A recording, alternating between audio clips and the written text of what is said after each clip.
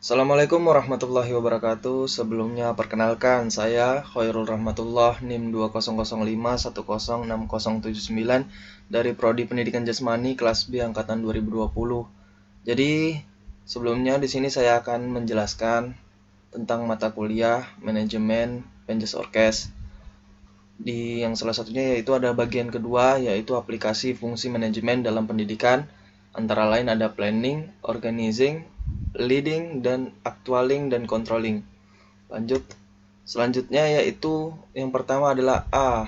Problematika dunia pendidikan. Jadi situasi, kondisi, dan tuntutan pasca boomingnya era reformasi membawa konsekuensi kepada pengelola pendidik untuk melihat kebutuhan kehidupan di masa depan.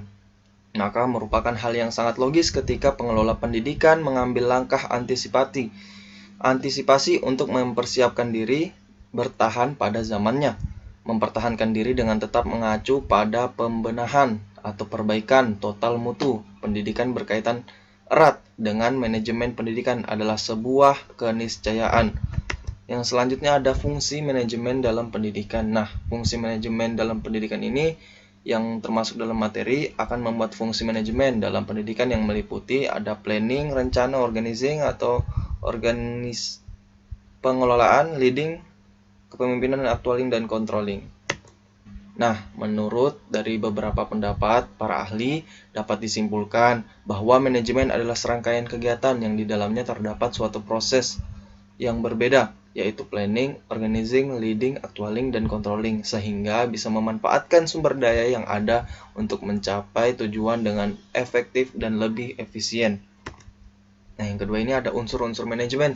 Nah, untuk mencapai tujuan para manajer atau pemimpin biasanya menggunakan dengan istilah 6M yang terdiri dari unsur-unsur manajemen yang diantaranya itu adalah man, manusia itu sendiri. Yang kedua ada money, uang, ada material bahan, mesin, dan metode serta pasar. Nah, selanjutnya itu ada fungsi-fungsi manajemen.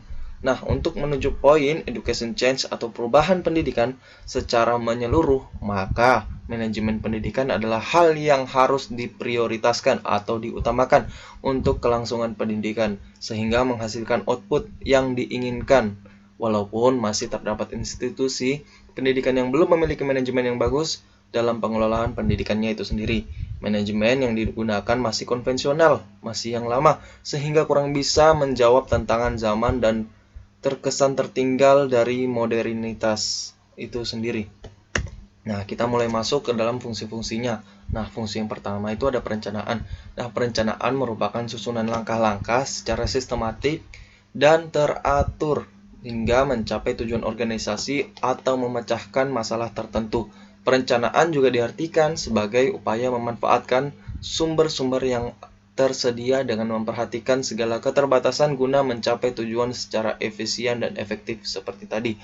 Nah, yang kedua ini ada organizing atau perorganisasian, merupakan suatu tindakan atau kegiatan penggabungan seluruh potensi yang ada dari seluruh bagian dalam suatu kelompok orang atau badan ataupun organisasi untuk bekerja secara bersama-sama. Nah, gunanya mencapai tujuan yang telah ditentukan bersama-sama, baik untuk tujuan pribadi, tujuan kelompok, serta tujuan organisasi. Nah, Allah Subhanahu wa Ta'ala berfirman dalam Al-Quran yang artinya, sesungguhnya Allah menyukai orang yang berperang di jalannya dalam barisan yang teratur seakan-akan mereka seperti suatu bangunan yang tersusun kokoh. Nah, itu dijelaskan dalam Quran surat Shaf surat ke-61 ayat 4. Nah, selanjutnya yaitu ada yang yang ketiga yaitu actuating atau penggerakan. Nah, merupakan implementasi dari perencanaan dan pengorganisasian di mana seluruh komponen yang berada dalam suatu sistem dan satu organisasi tersebut bekerja secara bersama-sama sesuai dengan bidang masing-masing itu sendiri untuk dapat mewujudkan tujuan itu sendiri. Nah, yang keempat ada leading atau kepemimpinan. Nah, kepemimpinan merupakan kemampuan yang dipunyai seseorang untuk mempengaruhi orang-orang lain agar bekerja mencapai tujuan dan sasaran yang diinginkan. Selanjutnya ada controlling atau pengendalian serta pengawasan. Nah, Controlling ini merupakan pengendalian semua kegiatan dari proses perencanaan, pengorganisasian, serta pelaksanaan. Apakah semua kegiatan tersebut memberikan hasil yang efektif atau tidak, dan efisien atau tidak, serta bernilai guna dan berhasil gunanya. Nah, itu saja yang bisa saya sampaikan. Apabila ada kekurangan atau kesalahan, mohon dimaafkan. Sekian, terima kasih. Sampai jumpa kembali.